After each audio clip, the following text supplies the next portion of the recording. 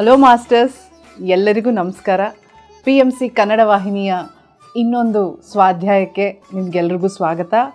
ಮೊದಲನೇದಾಗಿ ನಮ್ಮ ಅಚ್ಚುಮೆಚ್ಚಿನ ಗುರುಗಳಾದ ಪತ್ರಿಜಿಯವ್ರಿಗೂ ಹಾಗೂ ಸ್ವರ್ಣಮಾಲಾ ಪತ್ರಿಯಮ್ಮನವ್ರಿಗೂ ನನ್ನ ಹೃತ್ಪೂರ್ವಕ ನಮಸ್ಕಾರಗಳು. ಹಾಗೂ ನೀವೆಲ್ಲ ಮಾಸ್ಟರ್ಸ್ಗೆ, ಆತ್ಮಬಂಧುಗಳಿಗೆ ನನ್ನ ನಮಸ್ಕಾರಗಳು.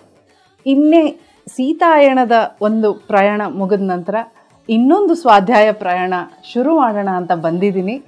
PMC ಕನ್ನಡ ವಾಹಿನಿಯವರು ನನಗೆ ಈ ಅವಕಾಶ ಕೊಟ್ಟಿದ್ದಾರೆ.